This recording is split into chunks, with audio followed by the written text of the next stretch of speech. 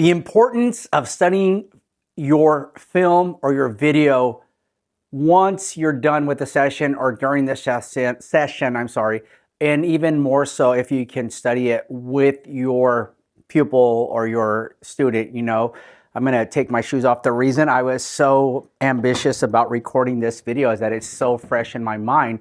And it was really cool to see one of our students, I'll show you some footage of what he was doing.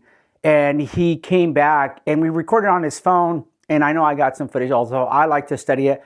Unfortunately, not a lot of people want to they just want to use the footage for their little highlight reels or whatever, which is absolutely fine. I get it, down age, social media stuff, you want to build up your resume. Understandable, I get it. But this is also a great tool.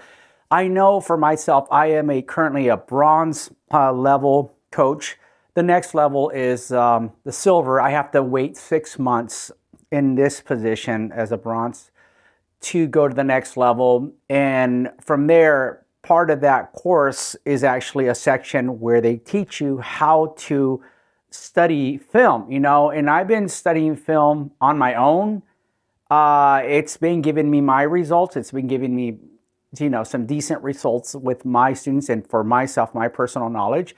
So I'm really excited to see how USA Boxing, is going to teach me the information. But currently what's happening right now with what I was able to capture is one of our students, Lay, he's in his boxing position. He had a totally different opponent. He's used to having opponents that are shorter than him, so he can kind of keep the distance with the jab. What I saw this time as he was there with this opponent is that he was throwing his jab, but check this out. He was throwing it like this. When he was going for the body, he was throwing it like this. So he really stepped in. When I saw his shoulder completely drop. And you're locking it in. Yeah. You're leaving it there. Oh, I live in there. No, I don't come back. It's like I gotta hurt you. Yeah. I gotta hurt you instead of bang. He was dropping his entire shoulder, and this area was completely wide open, so versus like if he were to, instead of like dropping into it, just kind of drop his legs and go into it like this, where he's protected with his shoulder versus doing this. So the jab, this is not the video to go over the jab.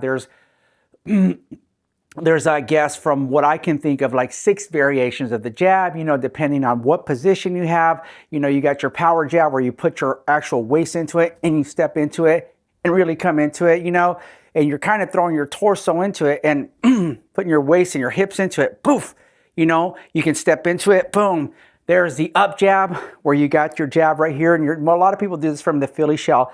And it's a great jab, because your parameter, your radius of how much you can view, can only encompass so much. And a lot of times when you're looking at your opponent, you're not necessarily locked all the way down. It's from here to here. So the jab sometimes just comes from the bottom and goes in from here, and it lands. It tends to land. Floyd Mayweather is really good. Not just Floyd Mayweather, but several boxers out there that do it. They're excellent. But for this particular case study, I was watching Lay throw his jab like this. He was leaning into it. So when you throw your jab, you want to throw it in the opposite. You want your other shoulder to be kind of a little more leaned down or parallel as you're throwing it. Not like this, because it's just opening this other position, just get hooked really quick, and it opens. If you got a smart fighter, he's going to be watching those tendencies, and eventually, he's just going to, boom, come out of it and hook you really quick. Or who knows, maybe with a straight cross. There's all sorts of, types of, openings for the opponent. So I'll show you in the video.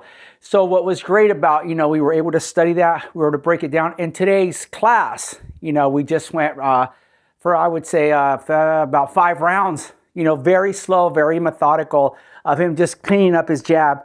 And not that he's got a bad jab, but he was throwing it. Since his opponent changed, he changed up, but didn't even realize it. So what we did is that we went with a jab. Instead of going down here, we wanted to go with a 1-2 frame, or jab, frame. And then from the frame right there, come downstairs, boom, just stab.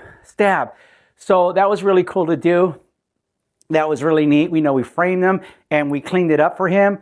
And I'll re-record him on Saturday and see if he's able. Hopefully, that same opponent's there. He's the gentleman that he sparred was obviously a lot more experienced. Well, not obviously, but he's more experienced, especially in fights.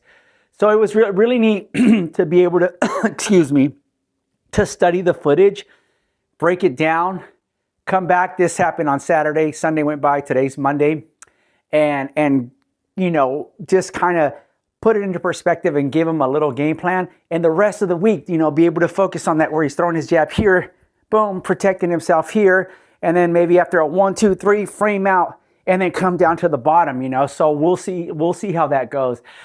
I had to record this because it's still fresh in my head. I'm sorry, I literally just got out of the gym right now, and I had to record it just to keep it archived on YouTube so I can reference it, and hopefully I can put enough of the information from Saturday's sparring session and upload it, and we can, be able to reference that video for our other students. So, when you're throwing your jab, boom, not down here, throw it from here, here, versus here, here, here. You don't want to be throwing your jab here, boom, boom, boom. All right, guys, over and out. Thank you. Please subscribe.